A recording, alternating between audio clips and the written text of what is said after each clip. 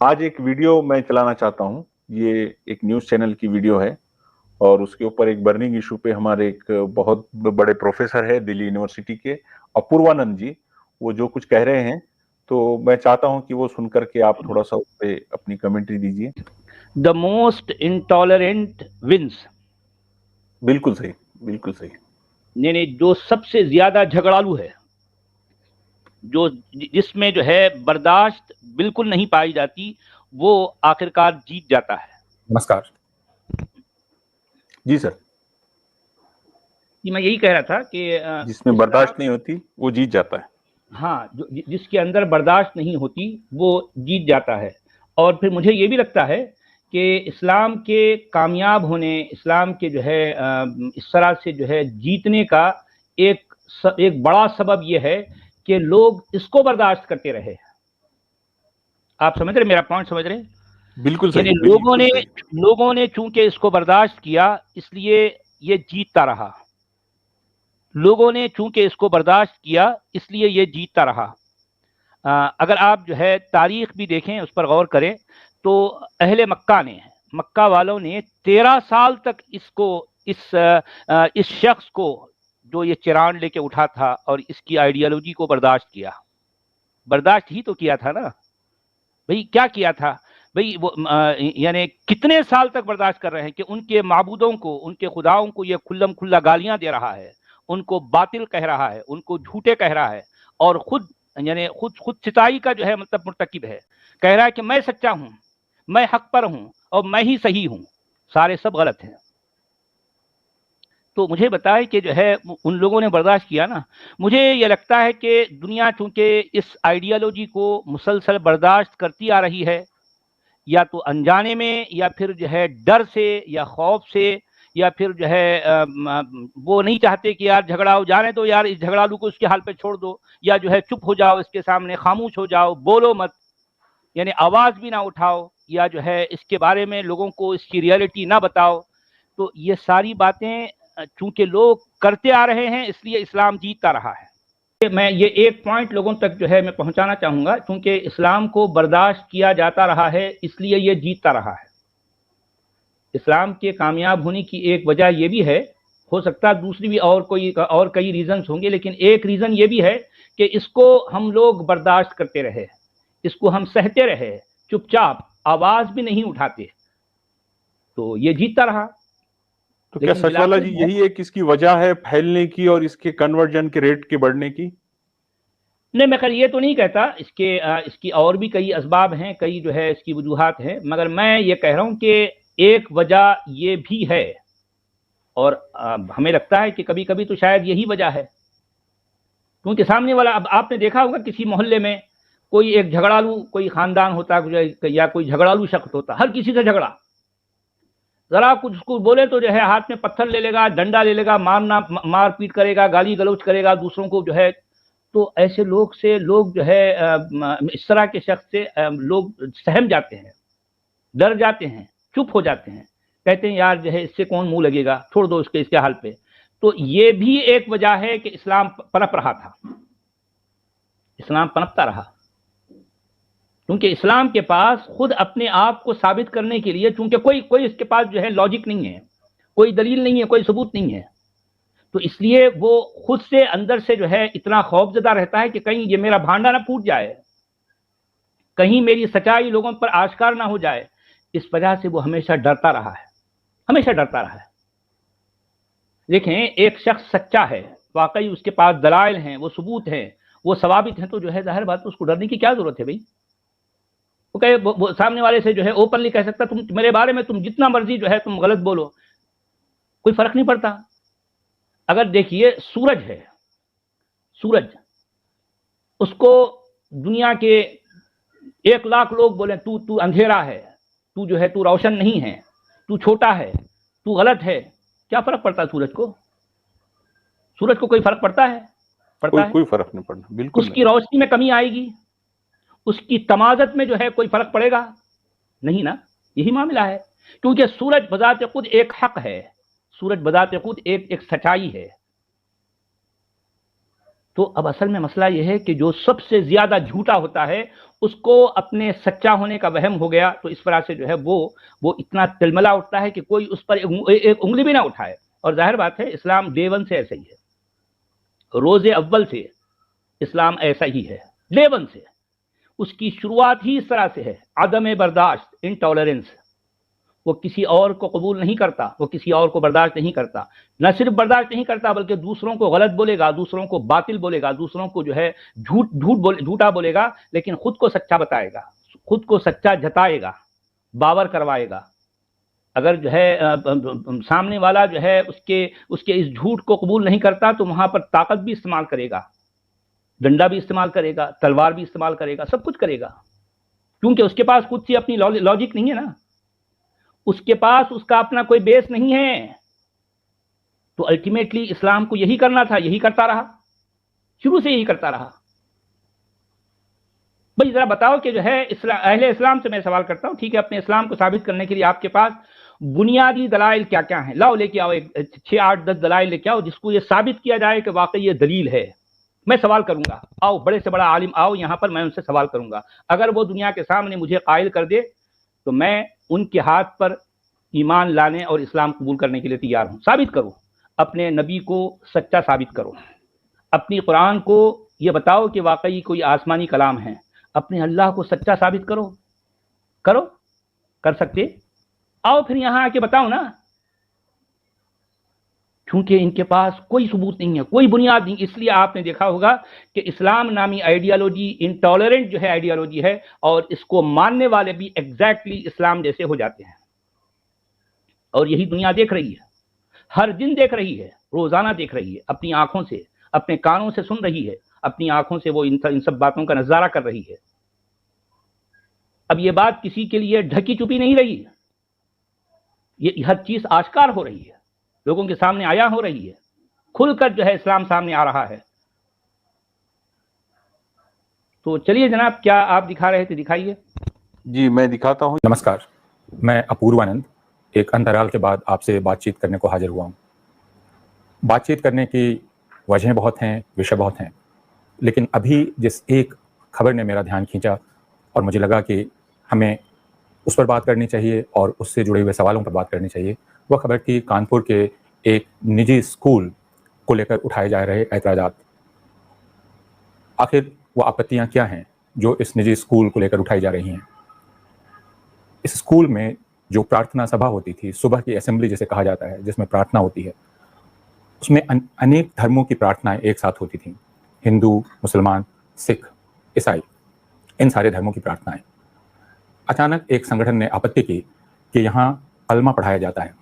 यह कहा गया कि कुछ अभिभावकों को, कुछ माता पिताओं को इस पर आपत्ति है कि कलमा पढ़ाकर शायद उनके बच्चों का धर्म परिवर्तन करा लिया जाएगा। सच वाला जी, ये आदमी शायद बोल रहा है। नहीं, ये बात मैं पूरी सुन तो लूं, मैं अभी तक समझ नहीं पाया क्या ये क्या कह रहे हैं। ठीक है। कलमा पढ़ाकर शायद उनके बच्चों का धर्म परिवर्तन करा लिया जाएगा। यह आपत्ति जाहिर की गई और इसके बाद हंगामा खड़ा हो गया। मैंने एक वीडियो देखा जिसमें संभवतः वह स्कूल के प्रिंसिपल हैं या डायरेक्टर हैं, जिन्हें चारों तरफ से कैमरे वाले घेरे हुए हैं। इसकी आदत अमूमन स्कूल के प्रिंसिपल्स को नहीं होती है।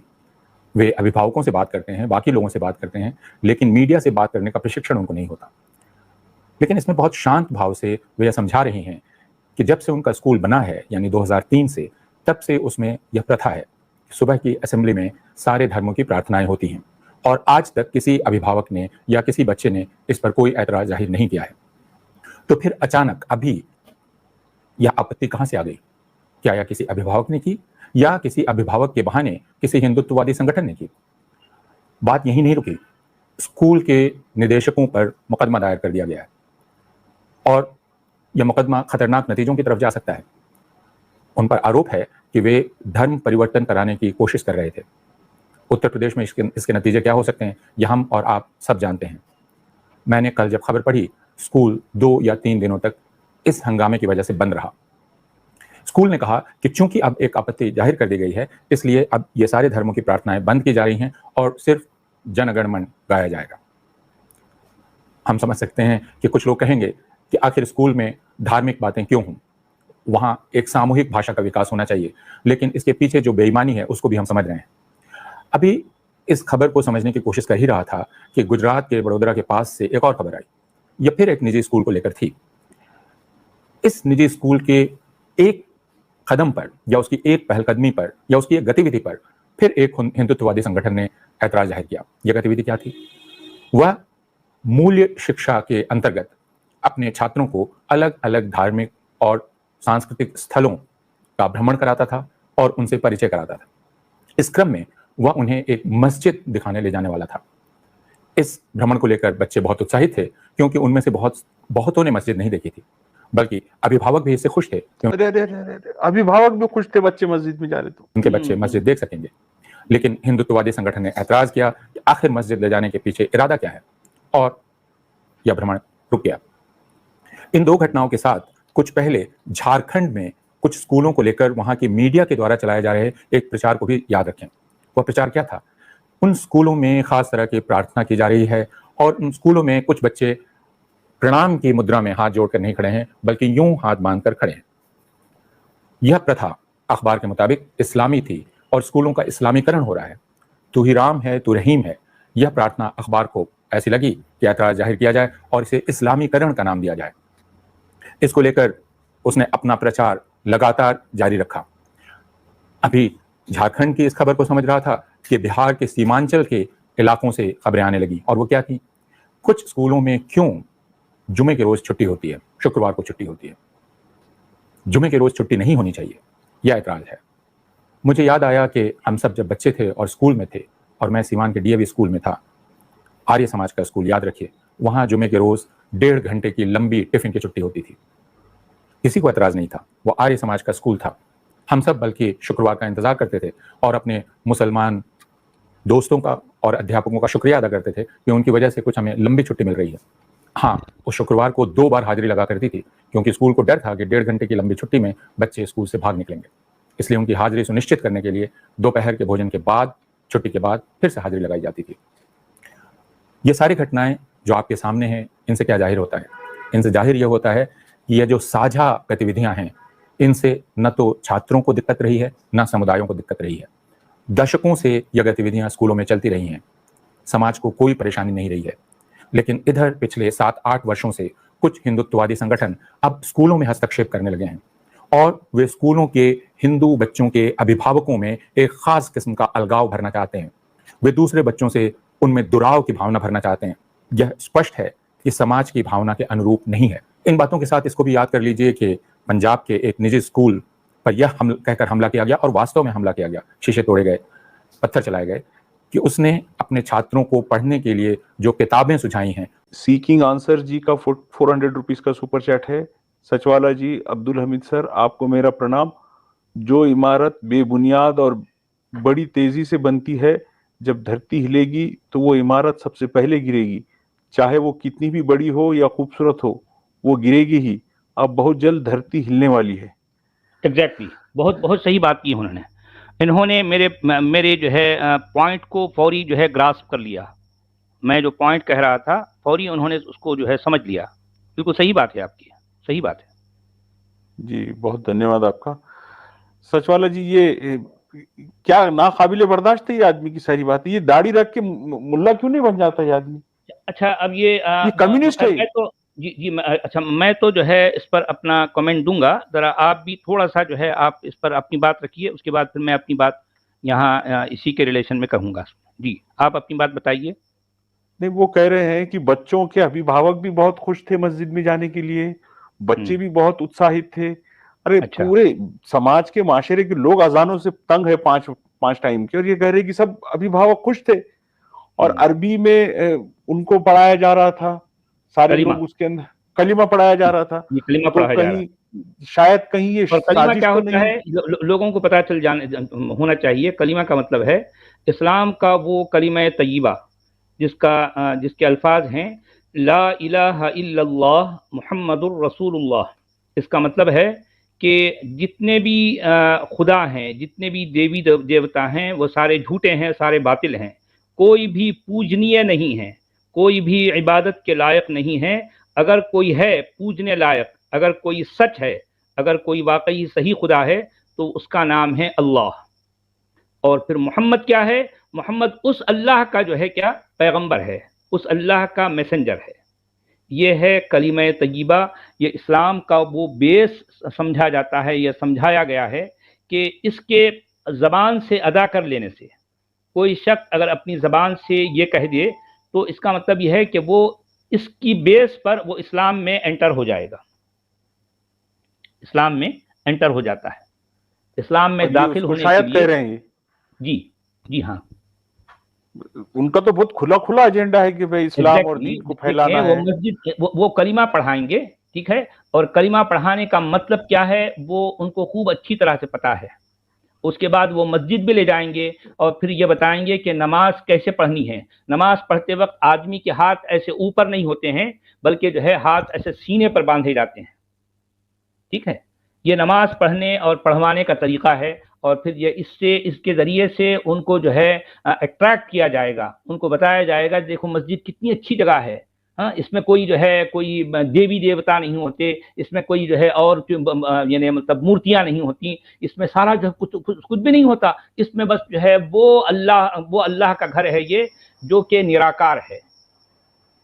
ये बच्चों के जहनों में, मासूम बच्चों के जहनों में, जो कि बच्चे अभी कुछ नहीं जानते, उनके अंदर एक तरह से इस्लाम का बीज बोना है। क्या है ये? इस्लाम का बीज बोना है। उनको नमाज से अट्रैक्ट किया जाए, उनको मस्जिद के करीब लाया जाए, उनको कलिमा पढ़वाया जाए। अब अगर कोई इस पर आवाज़ उठाए, कोई कहे कि भाई आप ये सब कुछ क्यों कर रहे हो, वो भी हिंदू बच्चों को, क्यों, क्या ज़रूरत है भाई? क्या कोई मुसलमान जो है स्कूल में, जिस स्कूल में मुसलमान जो है मतलब बच्चों की मेजॉरिटी होती है, क्या वहाँ पर इस बात की परमिशन किसी को है, या कोई जो है इस बात के लिए राज़ी होगा कि उसको किसी मंदिर के जो है अंदर ले जाने की, जो है उसको ले जाना चाहिए? मंदिर में पूजा कैसी होती वो बताने के लिए मुसलमान बच्चों को ले जाया जा सकता है? कोई वो श्लोक जो हिंदू पढ़ते, हालांकि मैं यहाँ पर हिंदू मुस्लिम की बात नहीं करना चाहता, मुझे ना हिंदू से कोई लेना देना है, ना किसी मुसलमान से कोई लेना देना है।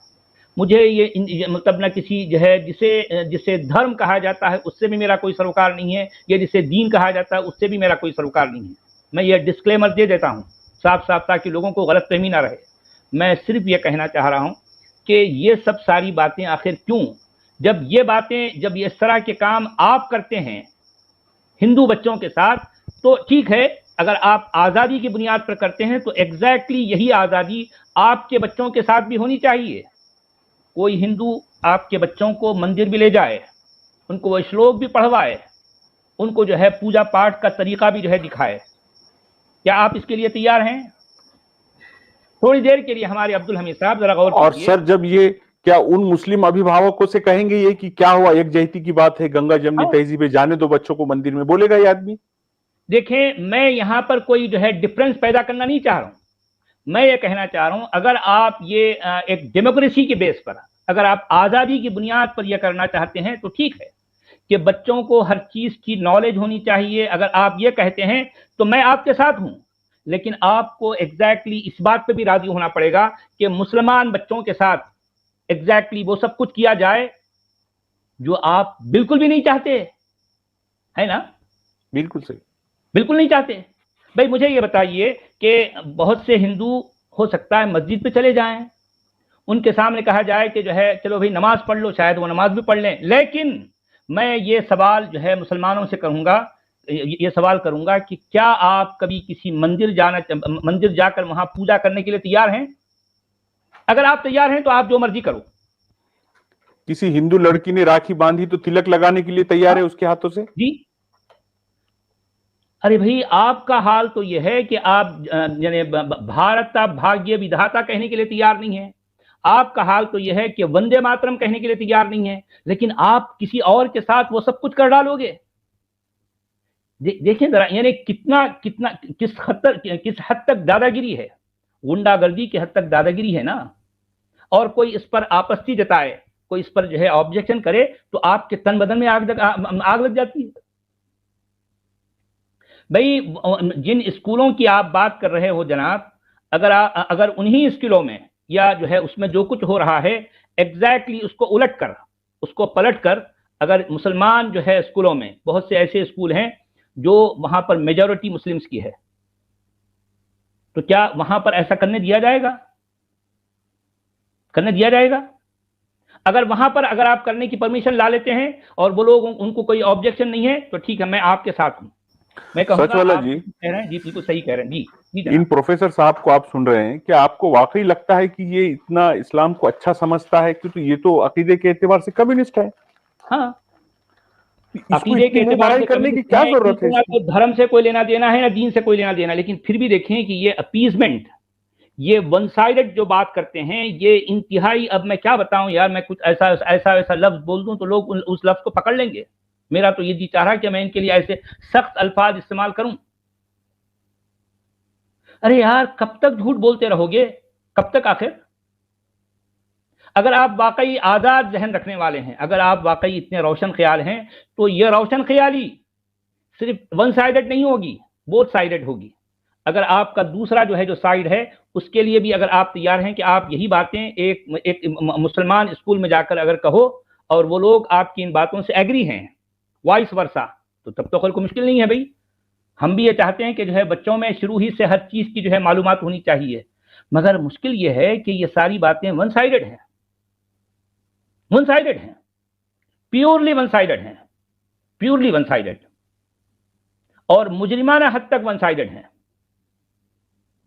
सोचिए जरा, ये मामला है।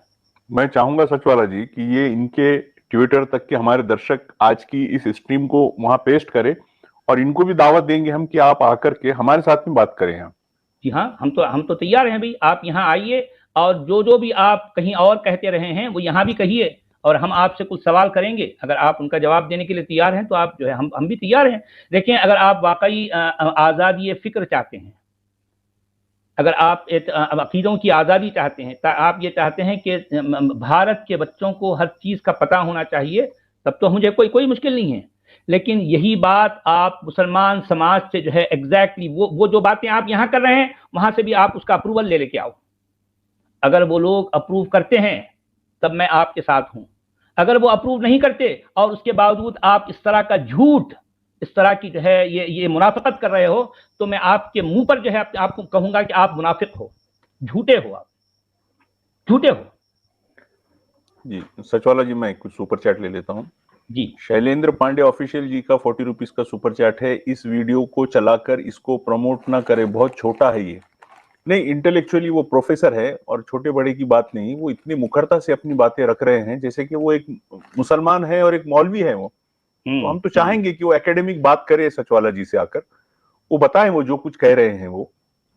तो भाई या तो वो यहाँ आए, देखिए अब अब्दुल हमीद साहब, या तो ये साहब यहाँ तशरीफ लाएं, या फिर मैं जो है वायर पर जाऊंगा और मैं वहां अपने सवाल रखूंगा, वहां मैं अपनी बात रखूंगा, और देखेंगे कि जो है वो लोग मेरी बातों को कितना बर्दाश्त करते हैं। यानी वो बातें जो मैं हर जगह कह रहा हूं, वही बातें मैं यहाँ वायर पर भी करूंगा, यहां भी करूंगा, और फिर दुनिया देखेगी कि इनके अंदर बर्दाश्त कितनी है ना। जी जी बिल्कुल। और फिर ये इल्जाम भी ये ना लगाए कि कोई हिंदुत्ववादी चैनल्स हैं वही सचवाला जी को बुलाते हैं। हम तो यहाँ भी जाना चाहते हैं, हम तो चाहते हैं कि सचवाला जी का वायर पे इंटरव्यू हो। आप बुलाइए, आप रोजाना बुलाइए, मैं रोजाना आने के लिए तैयार हूं भाई, रोज आऊंगा और अपनी बात रखूंगा और आपसे सवाल भी करूंगा।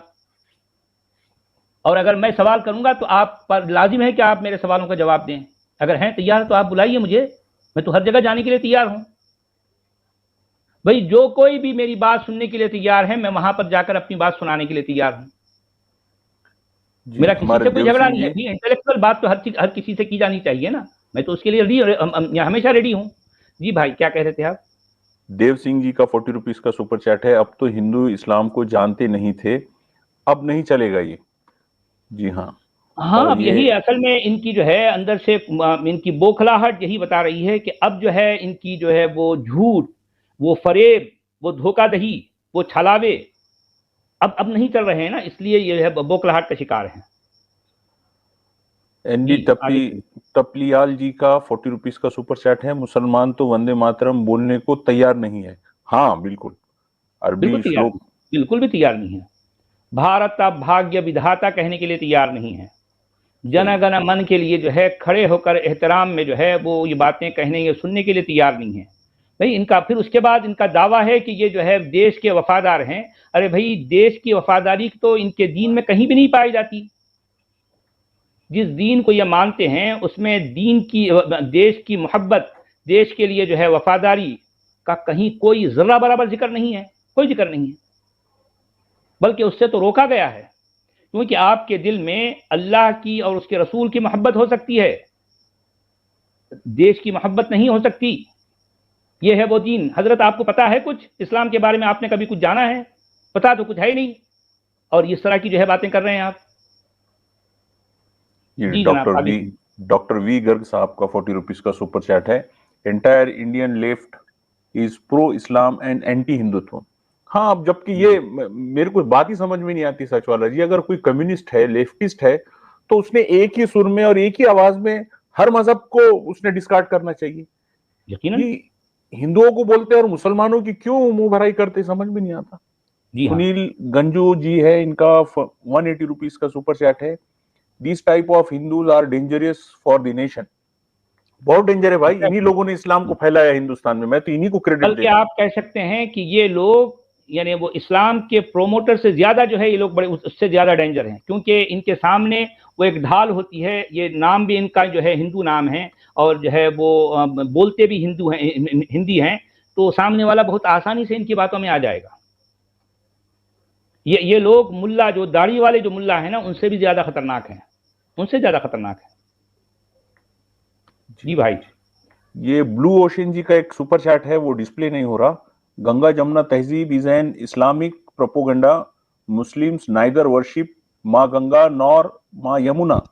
Whenever Muslims are in majority, there is no place for other as per the order from Quran worldwide. Exactly, 100% exactly।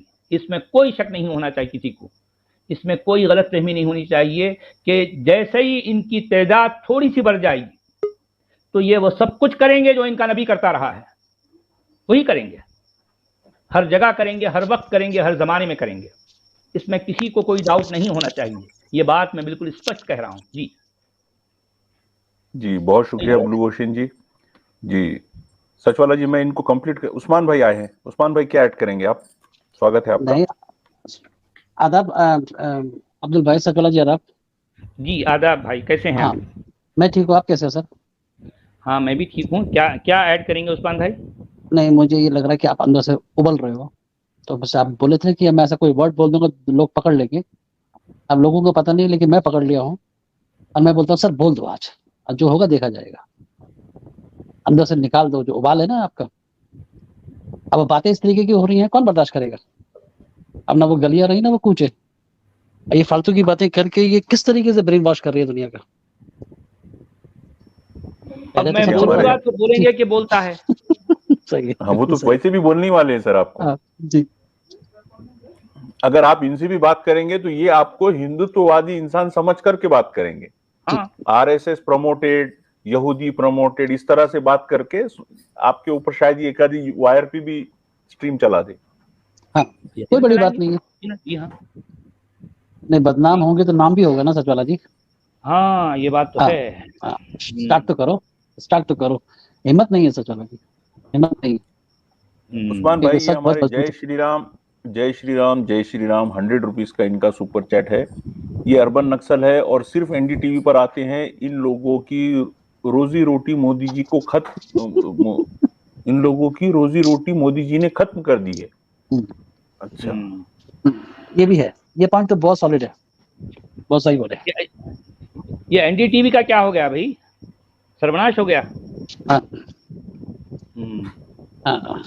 NDTV ने उनको अर्श से फर्श में लाके पटक दिया।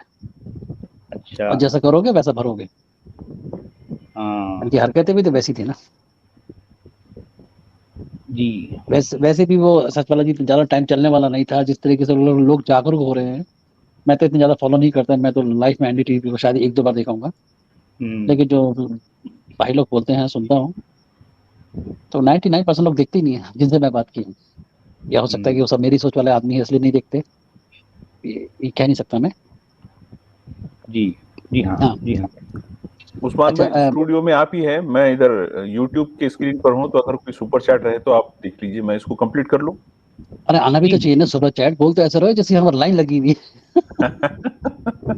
आना भी तो चाहिए। नमस्कार, मैं अपूर्वानंद एक अंतराल के बाद आपसे बातचीत ने सीमित दायरों से बाहर निकालकर एक बड़े दायरे, एक बड़े क्षेत्र में लाने की कोशिश है।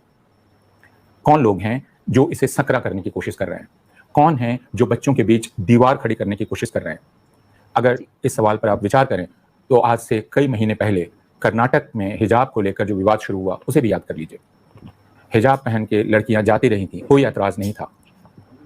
हिंदुत्ववादी संगठनों ने ऐतराज किया, फिर हिंदुत्ववादी संगठनों ने उन छात्राओं के साथ पढ़ने वाले छात्रों को उनके खिलाफ किया। इसका मतलब हिंसा पैदा की जा रही है, जहां नहीं है वहां पैदा की जा रही है। हमारा कर्तव्य क्या है? हमारा कर्तव्य है अपने स्कूलों को बचाना, अपने कॉलेजों यूनिवर्सिटीज को बचाना और अपने बच्चों को बचाना इस हिंसा से। मैं लू शुन, जो चीन के महान कथाकार थे, उनकी एक उक्ति आपको सुनाना चाहता हूं और अपनी बात खत्म करूंगा। लू शुन ने बहुत पहले लिखा था, हमारे बच्चों को अभी आदमी का गोश्त खाने की आदत नहीं पड़ी है, हमें उन्हें बचा लेना चाहिए।